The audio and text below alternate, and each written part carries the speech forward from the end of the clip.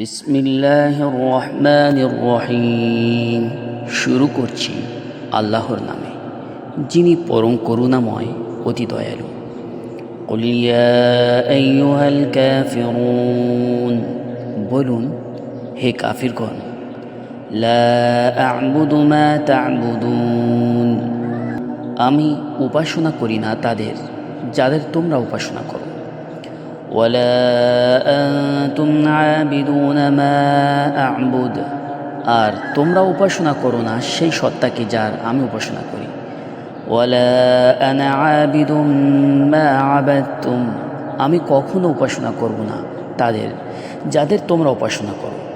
ওয়ালা আনতুম আবিদুনা মা আ'বুদ, আর তোমরা উপাসনা করো না সেই সত্তাকে যার আমি উপাসনা করি।